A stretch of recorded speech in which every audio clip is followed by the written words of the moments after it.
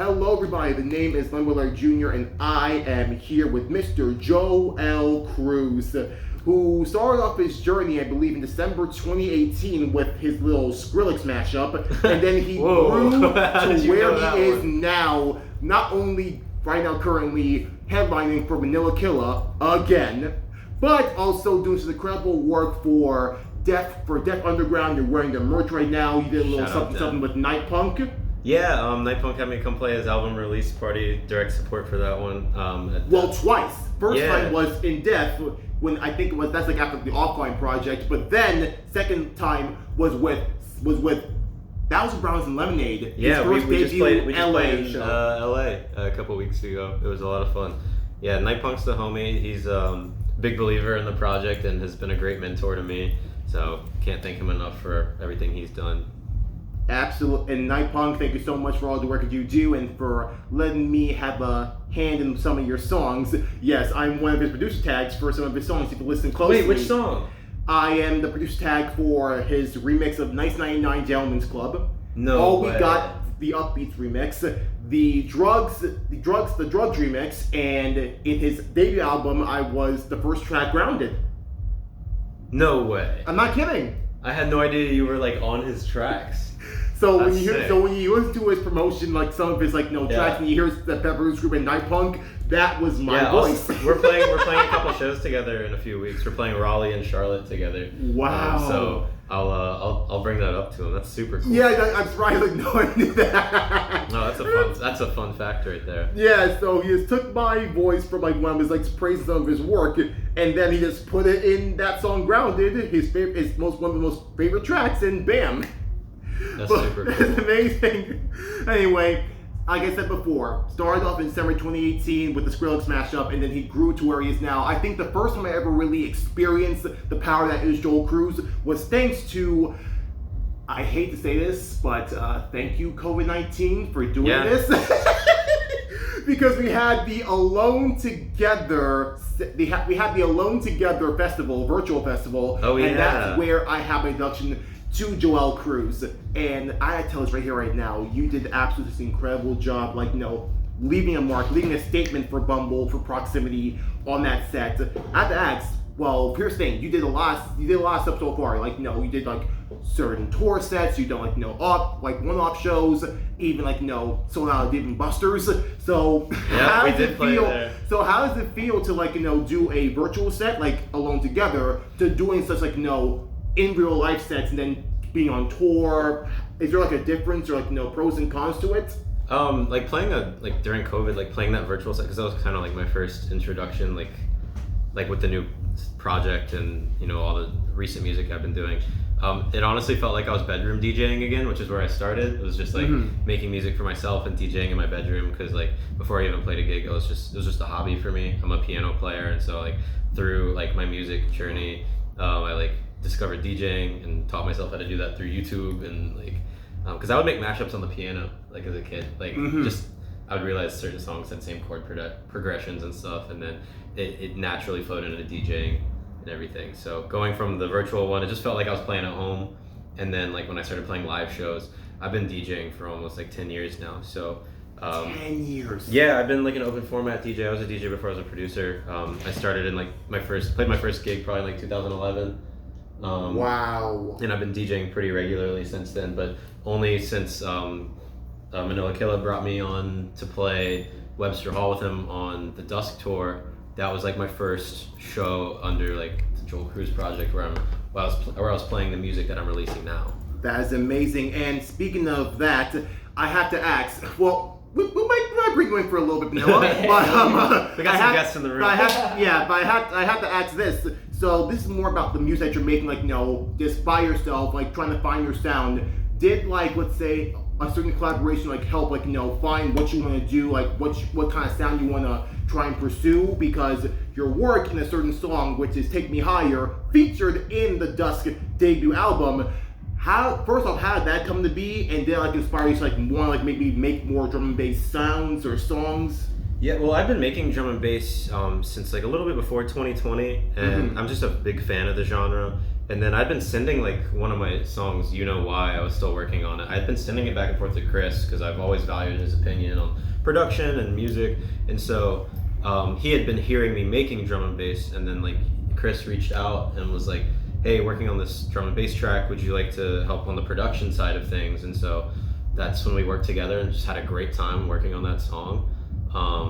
But really a lot of my inspiration comes from just me like kind of chasing that feeling I first felt when I heard my favorite songs for the first time. Mm-hmm. That's like my goal. That's where my inspiration comes from, is like I try to recreate that feeling when I make music. Has there been like any drum and bass songs that like inspire you to want to do drum and bass? That you say trying to chase a feeling, like are you trying to chase like like that fast, like upbeats, like pumping feeling of drum and bass still, or? I can't really cite one song in particular. It's like the genre itself is like it's fast, it's busy, but it's like got a lot of emotion behind it. Even like the more jump up, like banger type tracks, like I don't know, I just really resonate with that feeling, and I find it not easier, but like that's what I gravitate towards when I'm just producing and just laying ideas down. That's what comes most naturally to me. So that's why I've been, and I don't consider myself to be a drum and bass producer or DJ because I make a lot of different other sounds, but like that's what I personally like the most at this moment and what I'm really enjoying. So keep an ear out for like a lot of different things coming from me soon, but a lot of drum and bass because I love the genre so much. Right, so there could possibly be a collaboration with Reaper, or did that already happen? I can neither confirm nor deny at this moment. Okay. I can confirm that Reaper is a good friend of mine, and he's a cool dude, and we may or may not be working on some things together right now. Okay, so to be determined still. Yeah. But I'm curious now to know, like, say, not really like solely a drum and bass producer. Like, are you still trying to find other sounds, like, explain this is who Joel Cruz truly is? Because we listen to some of your sets, and there's a mixture not just of a little bit of drum and bass, but also a little bit of trap, a little bit of house, a little bit of hardstyle here and there. I mean, in your recent set in the Lockbox Theater when you're opening for Blank, we heard a bit like a lot of trap in there a bit. We heard, of course, Night Punk with Spices and the song with Tita Spider, and of course we had the songs like a lot of songs from Joel's debut album, Floor Space. So is trap another like genre or route you're trying to go on as well? So when I first started DJing, I was mainly in hip hop, open format stuff. So it's like I gravitate towards trap like heavily because it's the same kind of cadence and same sort of drum sequencing. So I really enjoy playing that in my DJ sets. If the crowd's I do a lot of just like crowd reading because I come from those 10 p.m. to 2 a.m. DJ sets and like tiny bars and nightclubs and stuff. So I try to translate that feeling into my live sets there. But I like so much music, I can't not play it in my set. So like understood. Like tonight you'll hear like of course a lot of drum and bass, but like a lot of things that I'm interested in right now. I see. But here's the thing, like you mentioned the 10 p.m. to 2 a.m. like moments in DJ times. Is there like a difference between like doing like a late night sets and doing like something like this, which is almost like a sunset type of feel? So this is to me is like it's more of a performance and a showcase of my project and things like that. Like back in my open format days, it's like you're setting an atmosphere, you're creating the vibe for people to come to a nightclub and have a good time. It's a very different dynamic, very different types of DJing. So like it's just apples and oranges, really. Understood. And speaking of which, I mean, we have to make sure we see a little bit of Jay right now, like one of your best friends who you were in college with. But you say you guys like all met together in college, and like, is there like a certain something that like that made you guys like click together? Was it truly just solely the music? I mean, we did connect over the music. Jay came out because I had a production company that I ran in college with a couple of friends. Like we were business partners together. So we did sound and lighting and DJ'd events and stuff. And so we brought him out to one of our shows at University of Virginia that we were producing. And, U of V? UVA. UVA, okay. Yeah. And so that's where we met. Like Brent, one of my former business partners and one of my closest friends, they linked up together, I think through a Facebook group, through like James Madison University, and invited him out to one of our shows, and he came, and we've just been like best of friends since that was like 2015. Something. 2015, and Yeah. the rest is history. Yeah, now we're all playing a show together. Yep, Yeah. and speaking of which, we gotta make sure we chat a little bit of Jay. But Joel Cruz, thank you so much Thank for you, sir. having a chance. Maybe to we'll catch up after the set. Too. Definitely. Yeah. We most definitely will, but we Yeah. gotta make sure we catch a little bit of Jay. But to everyone who saw this, thanks so much for watching, and remember the name Joel Cruz. Again, over 10 years DJing, but I feel like Joel Cruz is a name that people are gonna remember year after year after year. I appreciate you.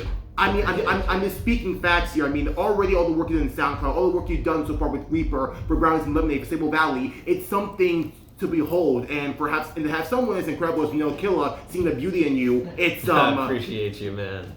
I mean, if that's not proof that Joel Cruz is gonna blow up, I don't know what is. So remember the name Joel Cruz, JC, however you want to say it. Just can I say JC? Whatever you want. I'm just like, I could never think of an alias, so like Joel Cruz is my name. I'm just a normal dude. Like I don't know. Could never think of a DJ name or anything. So this is me. It's just Joel What you Cruz. see is what you get. Right. How I talk online is how I talk in person. And Right. So And I just what want it to you- be an authentic representation of myself. I wholeheartedly respect that, Yeah. and what I'm seeing, what I'm experiencing, what I'm hearing in your music is authentic, genuine, and I cannot ask for anything more. So Well, I hope you enjoy the set, man. I most definitely will, Yeah. just like I did last year and the year before that. Let's run it back. Let's run it Definitely. back. This is Lemolo Jr., Joel Cruz signing out. I love you guys so much. Peace. Thank you.